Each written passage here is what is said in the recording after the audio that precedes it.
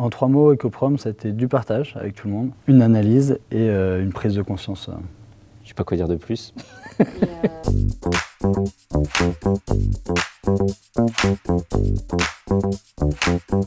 Je m'appelle Thomas Verhoeven, je travaille chez NV Équipement en tant que responsable méthode et amélioration continue. NV Équipement est spécialiste de la protection extérieure de bateaux, protection de confort ou protection extérieure contre les embruns ou le soleil. Je m'appelle Gauthier Bédec, je suis responsable innovation pour le groupe ERAM et je suis rattaché à la division industrielle du groupe. Alors, l'activité de l'entreprise, ce sont 9 marques de mode qui distribuent et fabriquent des articles textiles et chaussures.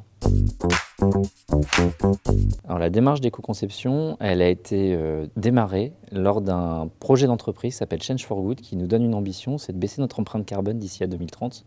L'éco-conception était toute naturelle, en tout cas sur la dimension produit, pour abaisser notre empreinte. Alors on a fait un premier bilan carbone, donc il y a quelques années, et on souhaitait descendre à une maille un peu plus fine, celle du produit.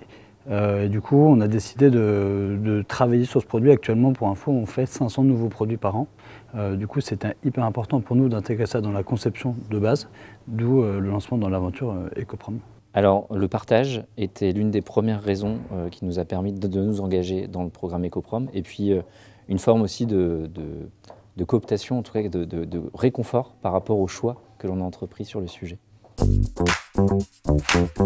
Notre problématique était vraiment de factualiser les impacts de notre conception. C'était hyper important pour nous de mettre des données en face de chaque conception, histoire d'impliquer au maximum tous nos opérateurs, tous nos collaborateurs. On travaille pour un environnement marin et le respect de l'environnement pour nous est très important. Ce besoin de factualiser était la principale problématique. Alors, la première étape déjà, c'était de comprendre ce que c'était. Donc comprendre l'ACV, comprendre ce qu'on allait faire, ce qu'on allait obtenir. La deuxième étape, c'était vraiment un état des lieux de la conception chez NV. Et ensuite, une analyse de toutes ces mesures. Donc ça veut dire qu'est-ce qui est le plus impactant, qu'est-ce qu'on peut mieux faire. Et ensuite, la détermination d'un plan d'action. Et là, on est en plein dans cette phase, justement, de mise en place de ce plan d'action pour améliorer au mieux notre conception. Les apprentissages par rapport à cette expérience ont été, encore une fois, de travailler sur un partage des valeurs aussi au travers de l'éco-conception sur des domaines qui sont assez parallèles et assez similaires, et de se réconforter aussi par rapport aux choix que l'on a pu entreprendre sur le champ de l'éco-conception. Les premiers gains qu'on tire, c'est un engouement, une factualisation justement des impacts qu'on a au sein de notre entreprise, et surtout ça permet de mieux impliquer nos collaborateurs au global. Cette factualisation nous permet aussi d'aller chercher justement les plans d'action, les investissements justement pour réduire au mieux notre impact. Alors ça s'est très bien passé. Ça nous a permis en fait de découvrir déjà une autre manière de fonctionner et surtout de travailler avec une entreprise qui a une échelle beaucoup plus importante que la nôtre et surtout qui a beaucoup plus d'avance que nous dans cette démarche. Nous on est vraiment en prémisse, là où vous le groupe ERAM, je pense que vous avez quand même quelques années, voire des dizaines d'années d'avance sur nous. Ça nous a permis aussi de comprendre les complexités, les difficultés qu'on peut ressentir au sein d'une entreprise et de les anticiper au mieux. Et aussi ça a été agréable et de découvrir votre façon de travailler et justement d'échanger sur ces sujets. Alors, la collaboration s'est très bien passée. Nous avons découvert un autre univers qui a quelques parallèles par rapport à nos industries, notamment de la chaussure.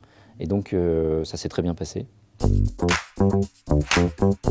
Pour nous, la prochaine étape, c'est vraiment la mise en marche du plan d'action. Donc on a un gros travail à faire sur le sourcing de matières qu'on a enclenché et qui est notre objectif de l'année 2024. Donc en route et c'est parti, on n'a plus qu'à faire.